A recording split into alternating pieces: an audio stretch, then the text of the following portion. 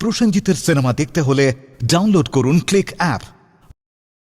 Smoking is injurious to health. It causes cancer. ধূমপান স্বাস্থ্যের পক্ষে ক্ষতিকর, এর ফল ক্যান্সার। মদ্যপান স্বাস্থ্যের পক্ষে ক্ষতিকর। Consuming alcohol is injurious to health. चल चल चल चल चल चल चल चल चल देख তাড়াতাড়ি তাড়াতাড়ি তাড়াতাড়ি। আমার কাছে এই 5 টাকাই আছে, আর কিছু নেই। পাঁচটা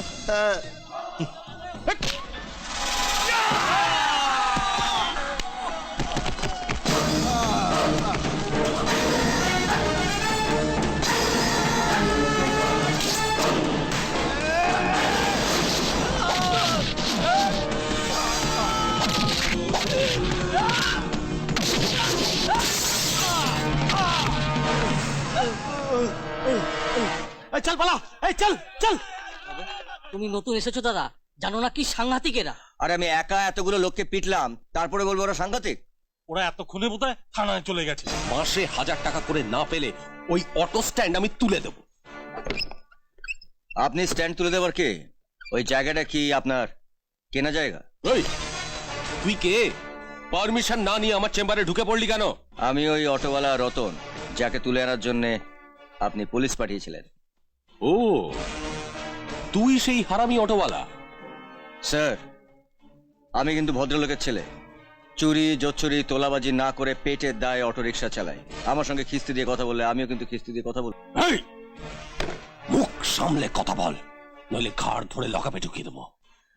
এমন কোনো মায়ের লাল জন্মায়নি যে আমার এই হাড় ধরতে পারে। তোরা এতজন মিলে একটা ছেলেকে কিছু করতে পারলি না? কি করব বলুন? ও শালা একাই 100। যেমন তার সাহস তেমন তার গায়ের জোর। ছেলেটি কোথায় থাকে জানিস? আপনার দলের ওই নন্দবাবু আছেন না, ওই নন্দবাবুর পাশের বাড়িতে। অটো চালায় মানে টাকার জোর তেমন নেই। টাকা দিয়ে ওকে হাত করতে হবে। কত টাকা দেবেন? তুমি বলো কত টাকা চাই? মাফ করবেন স্যার, আমার এই হাত দুটো এখনো পরিষ্কার আছে। আপনার নোংরা ঘাঁটা হাতের সঙ্গে হাত মিলিয়ে আমার এই হাত দুটোকে আমি নোংরা করতে চাই না। অনাথ ছোট ছোট ছেলে মেয়েদের জন্য জমি সমেত এই বাড়িটা অনুরাধা দেবী নামে এক মহিলা দান করেছিলেন। এই দান কোনো লেখাপড়া করে হয়নি। মাস দুয়েক আগে অনুরাধা দেবী মারা যান। এখন ওর স্বামী দিলীপ দত্ত এই বাড়ি আর জমি ফেরত চাইছেন। এই দিলীপ দত্ত বলে লোকটি কি করেন, থাকেন কোথায়?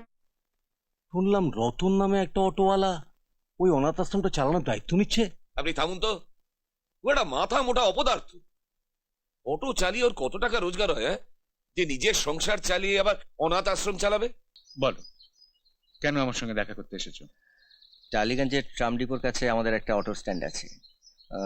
এমএলএ প্রদীপ রায়ের কিছু গুন্ডা আমাদের কাছ থেকে তোলা আদায় করে। সেটা দিতে অস্বীকার করাতে থানার বড়বাবু বলেছেন যে আমাদের অটো স্ট্যান্ডটা তুলে দেবেন। এমএলএ হ্যালো দেবেন বাবু। হ্যাঁ বলছি।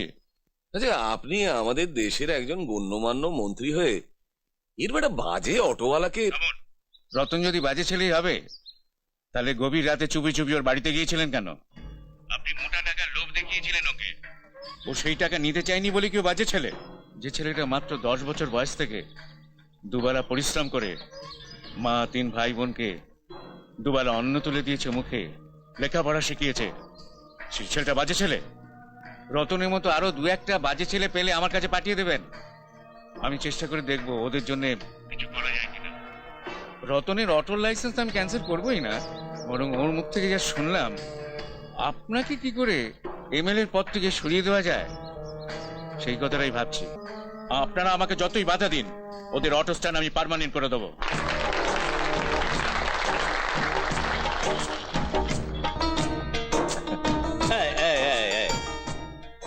তুই হিন্দু ব্রাহ্মণের ছেলে হয়ে আমার মতন একটা সামান্য মুসলমান মিস্ত্রিকে প্রণাম করিস, আমার খুব খারাপ লাগে বাবা।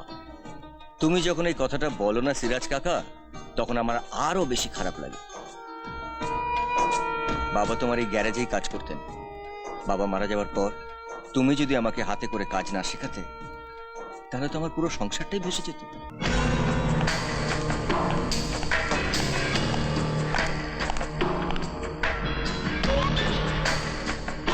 It's too much daddy. তোমার মতন একজন ডাকসাইটে নেতার ঘুম কেড়ে নিল সামান্য একজন অটোওয়ালা। ও সামান্য নয়, ও একটা টর্নেডো, মুহূর্তের মধ্যে প্রলয় ঘটিয়ে দিতে পারে। তুই ভাবতে পারিস, মাত্র 48 ঘন্টা, 48 ঘন্টার মধ্যে পরিবহন মন্ত্রীকে হাত করে পাড়ায় পাড়ায় পার্মানেন্ট অটো স্ট্যান্ড বানিয়ে নিয়েছে। ও পরিবহন মন্ত্রীকে হাত করেছে, আমি ওকে হাত করব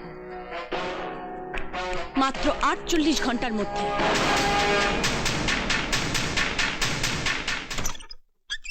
আরে রত্না, এসো এসো।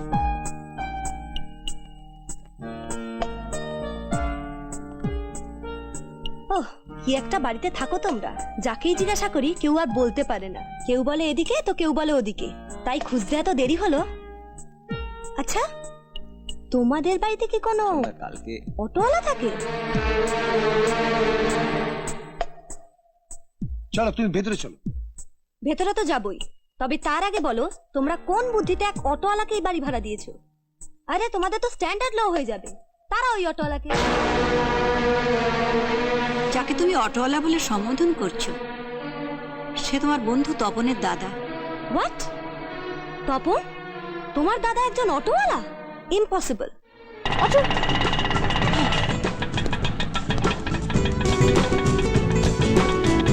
ম্যাডাম, আজ অটোতে উঠলেন, গাড়ি কোথায়?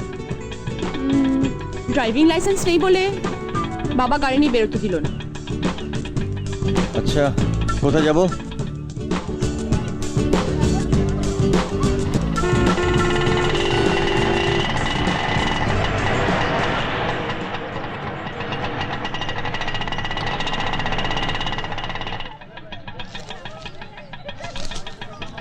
নাও তোমার টাকা।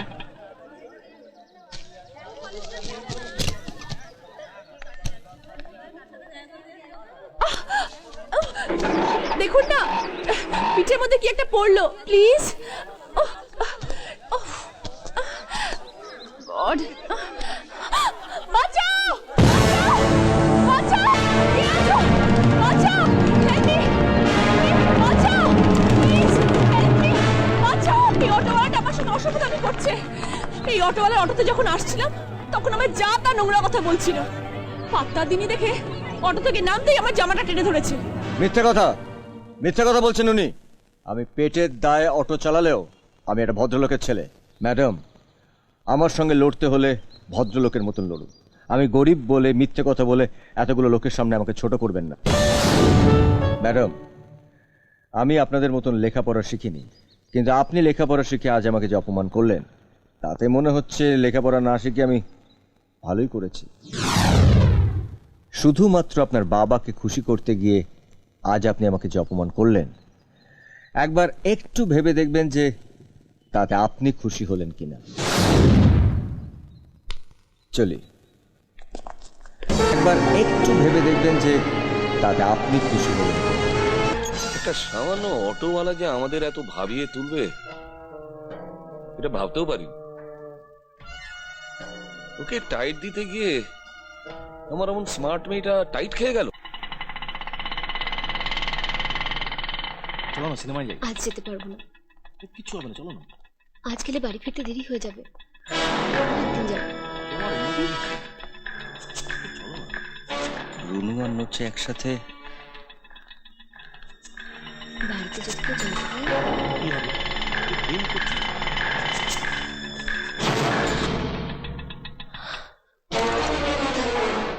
ওর সাথে কোথায় যাচ্ছিস? ও আমার বন্ধু নোচে চৌধুরী, বেনফিশে ওর একটা চাকরির জন্য এসেছে। থাক, ওর পরিচয় আমাকে দিতে হবে না। ওকে আমি খুব ভালো করে চিনি। একটা তোলাবাজ, প্রদীপ রায়ের ভাড়াটে গুন্ডা। তুই ভুল করছিস বড়দা, ও প্রদীপ রায়ের গুন্ডা নয়। ওকেই জিজ্ঞেস কর যে ও প্রদীপ রায়ের বাড়িতে যায় কিনা। প্রদীপ রায়ের বাড়িতে গেলে প্রদীপ রায়ের গুন্ডা হয়ে গেল? মেজদা ছোটদা তো রোজ দুবেলা প্রদীপ রায়ের বাড়িতে যায়, তাহলে তো বলতে হয় মেজদা ছোটদা প্রদীপ রায়ের ভাড়া করা গুন্ডা। আমার সঙ্গে তর্ক করবি না, চল আমার সঙ্গে। বড়দা, আমার হাতটা ছাড়। ওর সঙ্গে আমার কিছু জরুরি কথা আছে। ওর মতন একটা তোলাবাজের সঙ্গে তোর কি কথা থাকতে পারে? চল আমার সঙ্গে। বর্দা, ও আমার বন্ধু, আমি ওকে ভালোবাসি। ভালোবাসিস? হ্যাঁ, ভালোবাসার আর লোক পেলি না? আয়। ছেড়ে দে, আমার হাতে ছেড়ে দে বর্দা, নাহলে আমি কিন্তু চিৎকার করে লোক ডাকবো। ওর হাতটা ছেড়ে দাও।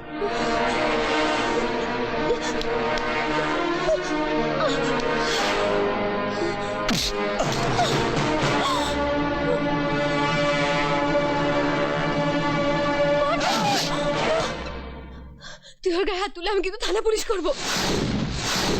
দাদা, আমি আর স্বপন ঠিক করেছি কাল কালীঘাটে নিয়ে গিয়ে নোচের সাথে আমাদের বোন রুনুর বিয়ে দেব। মা থাকতে আমি থাকতে তোরা ওর বিয়ে দেবার কে? আমরা ওর দাদা, নিজের দাদা। ওর কিসে ভালো হবে সেটা ওর নিজের দাদারা ঠিক করবে, সৎ দাদা নয়। কি তোরা এত বড় কথাটা ওকে বলতে পারলি? শোন স্বপন, আমি রুনুর সৎ দাদাই হই কিংবা অসৎ দাদা, আমি বলছি কাল থেকে রুনু এই বাড়ির বাইরে যাবে না।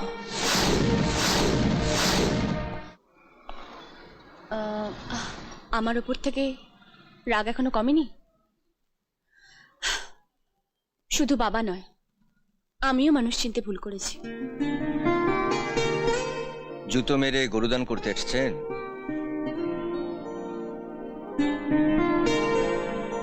গুরু মাফ করে দাও, जोड़ी बन जाएगा।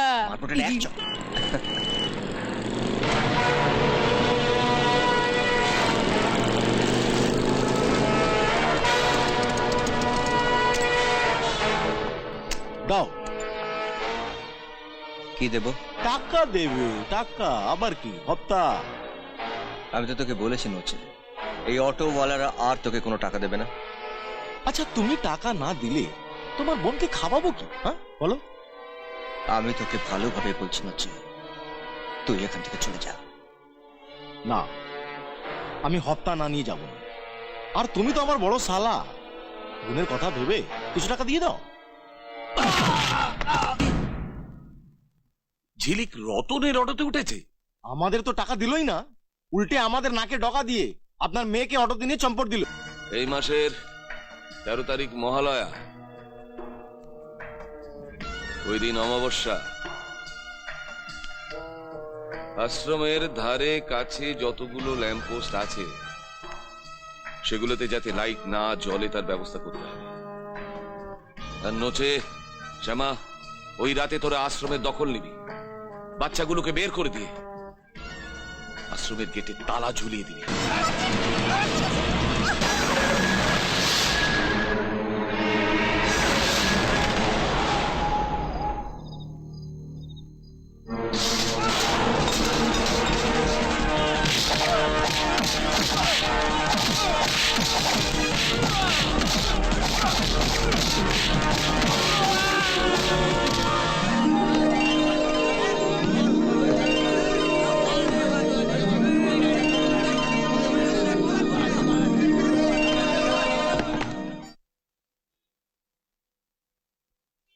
দাদা, প্রমোটার দিলীপ বাবুকে অনেক কষ্টে রাজি করিয়েছে। উনি বলেছেন আমাদের এই বাড়ি ভেঙে এখানে 4 তলা বিল্ডিং তৈরি করবেন। আমার কিন্তু এতে একদম মত নেই। কত কষ্ট করে তোদের বাবা একটু একটু করে এই বাড়িটা তৈরি করেছিলেন, আর অন্য একটা লোক এসে বাড়িটা ভেঙে দেবে? এসব মেইলি সেন্টিমেন্ট ছাড়ো তো মা। এমন সুযোগ জীবনে বারবার আসে। দেখো, এ বাড়ি ভেঙে যে 4 তলা বিল্ডিং তৈরি হবে তাতে আমরা 4টে 1000 স্কোয়ার ফিটের ফ্ল্যাট পাবো। মা, ব্যাপারটা কিন্তু খুব খারাপ হবে না, তুমি একবার ভেবে দেখো। 2টো ফ্ল্যাট 2 ভাইকে দিয়ে দেবো, একটা ফ্ল্যাট রুনুকে দেবো, আর একটা ফ্ল্যাটে তুমি আর আমি থাকবো। দে, এই স্ট্যাম্প পেপারে সই করে দে।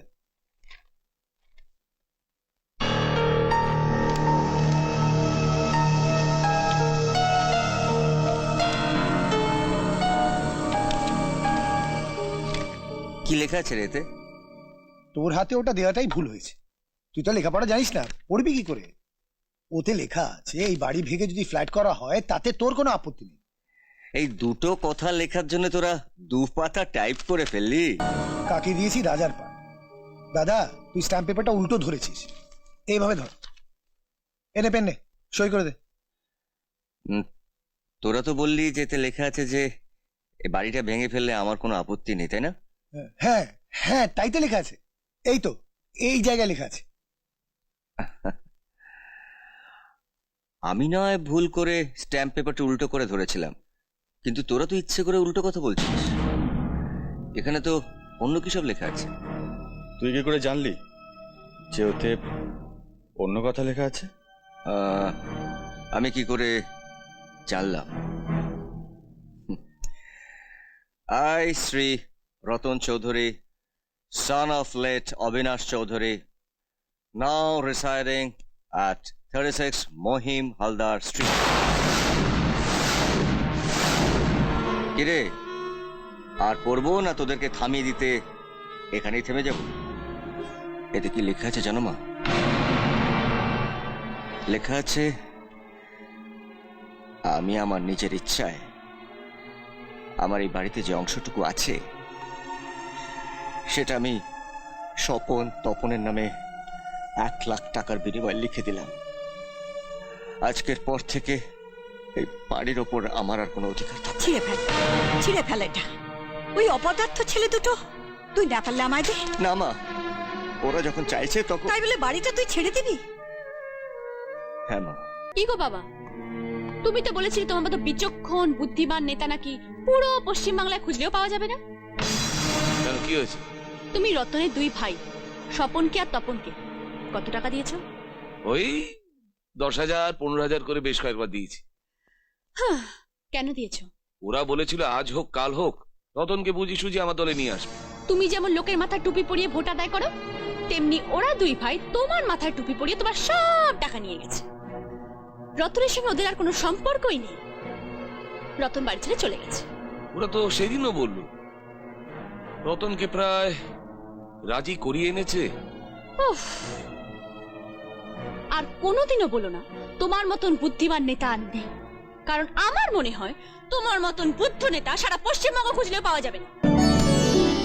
এটা রুনুর শাড়ি, কেমন হয়েছে বলো তো? বাহ, ওরা তো মাসে মাসে 2,000 টাকা করে পাচ্ছে, হঠাৎ আবার শাড়ি আনতে গেলি কেন? সামনেই তো পুজো, একটাই তো বোন, ছোট বোনটাকে কিছু দেবো না? সকাল 5টায় অটো নিয়ে বেরিয়ে রাত 11টা 12টা অব্দি খেটে ওই অকৃতজ্ঞ বোনটার জন্যে শাড়ি কিনে নিয়ে এলি। আর যে তোকে। মা, ও ছোট, ও ভুল করেছে বলে কি আমাকেও ভুল করতে হবে? এই হচ্ছে রুনুর শাশুড়ির শাড়ি, আর এই হচ্ছে তোমার শাড়ি। আমার জন্য আবার? আর এই হচ্ছে তোমার জামাইয়ের জামা আর প্যান্ট।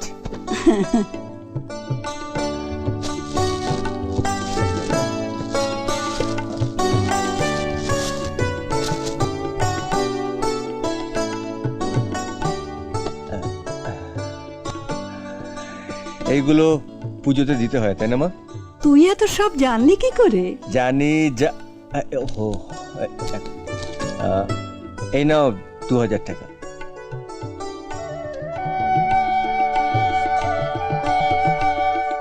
গতবারে তো স্বপন তপন দিয়েছে বলে ছোটকে দিয়ে টাকাটা পাঠিয়েছিলে।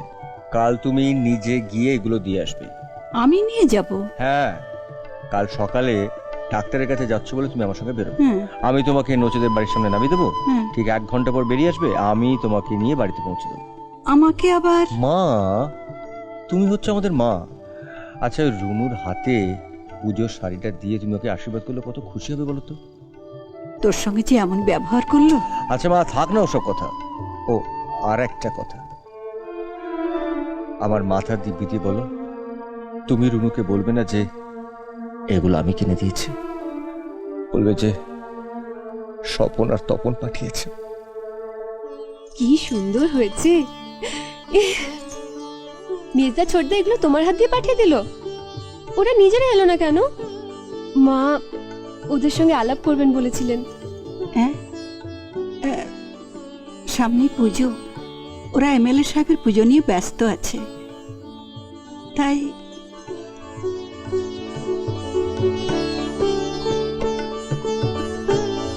এখানে 2000 টাকা আছে, নিন।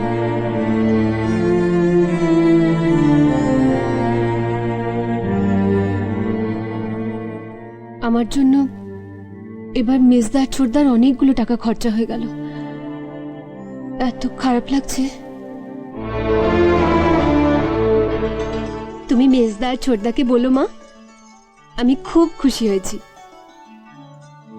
ওরা তোমার ওই ছোট লোক জানোয়ার অটোওয়ালা বড় ছেলের তোয়াক্কা না করে শুধু আমার বিয়েই দেয়নি, আমি আমার শ্বশুর বাড়িতে যাতে সুখে শান্তিতে আর সম্মানের সঙ্গে থাকতে পারি তারও ব্যবস্থা করেছে। আমার মাথার দিব্যি দিয়ে বলো, তুমি রুনুকে বলবে না যে এগুলো আমি কিনে দিয়েছি, বলবে যে স্বপন আর তপন পাঠিয়েছে।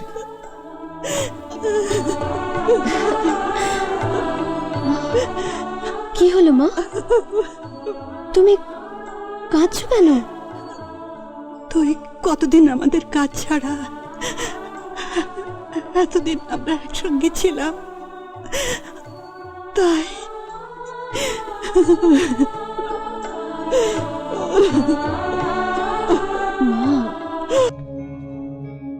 মা একটু সরো। কেমন আছিস? কেমন আছি? আরে থাক থাক, এই ঠিক আছে। কি হলো?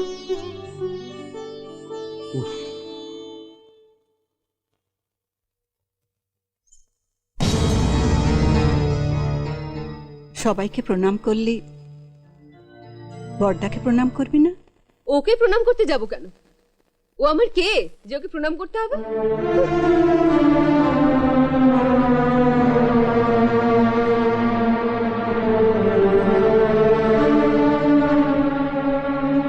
মহালয়ার দিন রাতে তোমার বড় ছেলে ওই অটোওয়ালা ওকে ধরে এমন মার মেরেছে।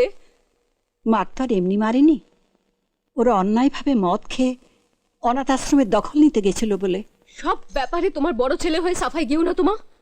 তোমার কথা শুনলে মনে হয় ওই অটোওয়ালাই তোমার একমাত্র পেটের ছেলে, আর আমরা 3 ভাই বোন গাঙের জলে ভেসে এসেছি। চালায় তো একটা অটো, অটোওয়ালারা তো তেজ কিসের? একটা ভদ্রলোকের ছেলের গায়ে হাত তোলে কোন সাহসে? শোন মেস্তা, মন মেজাজ একদম ভালো নেই রে, তাই ভাবছি কয়েকটা দিন আমি আরো একটু দীঘা থেকে ঘুরে আসবো। হ্যাঁ হ্যাঁ, তাই যায় না, তাই যা। শোন না, সামনের মাসে 2000 টাকাটা যদি তোরা আজকেই দিয়ে দিতে পারিস তাহলে খুব ভালো হয় রে।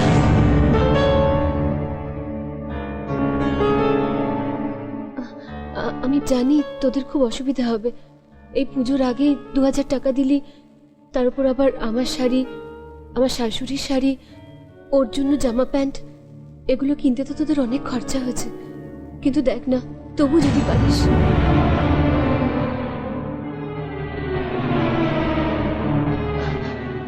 আমি বুঝতে পারছি রে, মাসের শেষ হতে না হতে আবার এতগুলো টাকা। বড়দার খুব জ্বর হয়েছে, ঘরে শুয়ে আছে, জান গিয়ে বল, ও টাকার ব্যবস্থা ঠিক করে দেবে। তুমি থামো তো মা, একটা অটোওয়ালা কত টাকা রোজগার করে সেটা খুব ভালো করে আমার জানা আছে, আর তাছাড়া আমি কিছুতেই ওই জানোয়ারটার সামনে গিয়ে হাত পাততে পারবো না। আমি ওকে আমার দাদা বলে মানি না, মানি না, মানি না। এই মুখ দিয়ে বড়দার সম্বন্ধে আর একটাও বাজে কথা বলবি না রনু, তাহলে তোকে সারা জীবন চোখের জল ফেলতে হবে। একটা দিনের জন্য তুই শান্তি পাবি না। ওর জন্য চোখের জল ফেলতে হবে কেন? কি করেছে ও আমার জন্য? কি করেছে? হ্যাঁ বলো, তোমার বড় ছেলে কি এমন করেছে যার জন্য ওর নামে কিছু বললে আমি একটা দিনের জন্য শান্তি পাবো না? ও তো সৎ দাদা হয়ে তোর জন্য যা করেছে, বোধহয় কোনো বাবা ও মেয়ের জন্য এমনটি করে না। হ্যাঁ বলোই না, কি করেছে? আমি তোর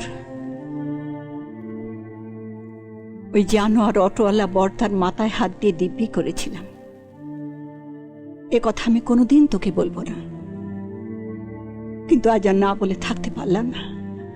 না বললে আমার পাপ হবে, মহাপাপ। তোর ওই সিঁথিতে যে সিঁদুরটা জলজল করছে, পুজোর আগে ওই সিঁদুরের কৌটোটা কিনে আমাকে দিয়ে পাঠিয়েছিল তোর ওই জানোয়ার অটোওয়ালা বড়দা। কি? পরনের ওই শাড়িটা পরে পুজোর কদিন মা দুর্গাকে প্রণাম করেছিস, শাশুড়িকে প্রণাম করেছিস, আজ আমাকে প্রণাম করলি।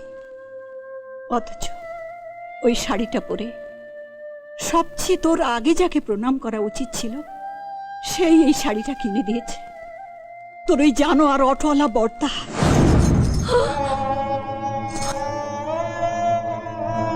পুজোর তত্ত্ব পাঠাবার জন্য পুজোর কদিন আগে থেকে ওর 5টায় অটো নিয়ে বেরিয়ে রাত 12টা 1টায় বাড়ি ফিরেছে তোর এই জানোয়ার অটোওয়ালা বড়দা।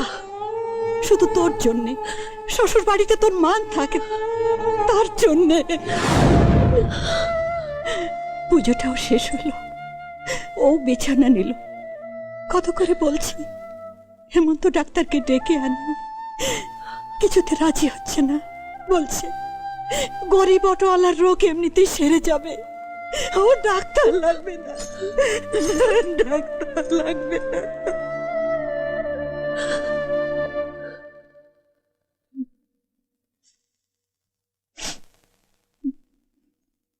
ও গুরু, জ্বরটা তো বেড়েই যাচ্ছে, হেমন্ত ডাক্তারকে একবার ডেকে আনি না?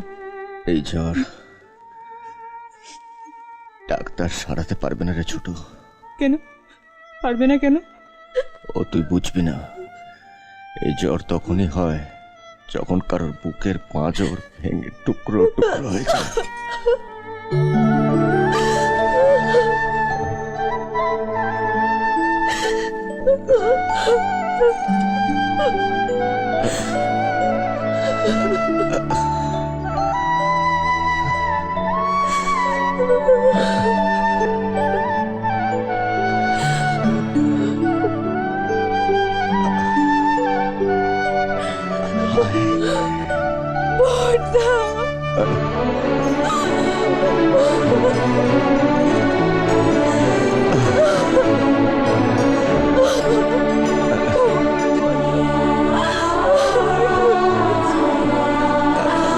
রতন, কি হয়েছে মা?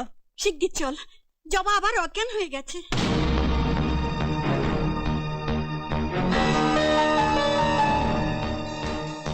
ডাক্তার বাবু, চলুন একটা ইঞ্জেকশন লিখে দিচ্ছি, এক্ষুনি নিয়ে আসতে হবে। আমাকে দিন, আমি নিয়ে আসছি। তুই যাবি? হ্যাঁ গুরু, তুমি এখানে থাকো, আমি তো অটো চালাতে শিখে গেছি, যাবো আর আসবো। এনে চল। হ্যাঁ, চলো, চলো। আসি গুরু।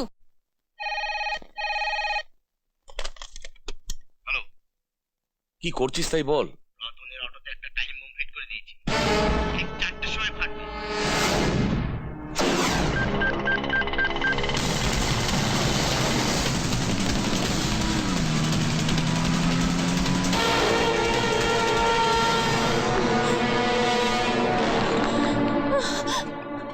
তুমি এখানে? বাইরে তোমার অটোটা না দেখে আমার বুকের ভেতরে ছ্যাদ করে উঠেছিল। কেন? বাবার পোষা গুন্ডারা তোমার অটোতে টাইম বম ফিট করে রেখেছে। Time bomb? ঠিক 4টের সময় ফাটবে।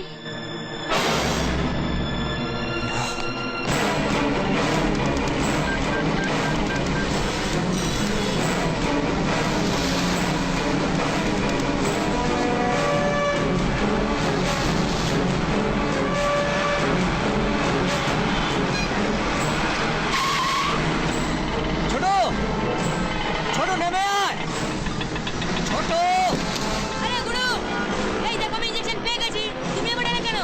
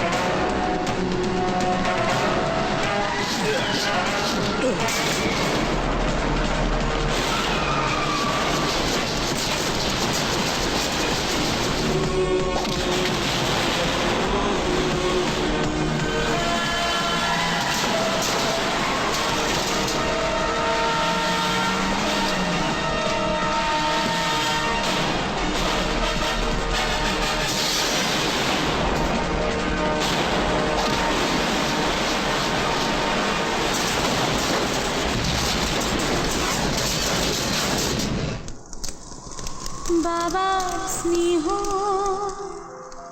মায়ের আদর পেয়েছি আমি গুরুর কাছে। জানো গুরু, তোমাদের যখন বিয়ে হবে আমি কি মজা করবো দেখবে। যজ্ঞের আগুন জ্বলবে, পুরোহিত মন্ত্র পড়বে, আমি তো তোমাদের দুজনকে চোখ ভরে দেব। আর তোমার হাতের সঙ্গে ঝিলিক দিদিমণির হাত আমি কিন্তু মেলাবো। হ্যাঁ, ওর বড় আশা ছিল তোদের বিয়েটা দেখবে, নিজের জীবন দিয়ে তোদের এক করে দিয়ে গেল। প্রসেনজিতের সিনেমা দেখতে হলে ডাউনলোড করুন ক্লিক অ্যাপ।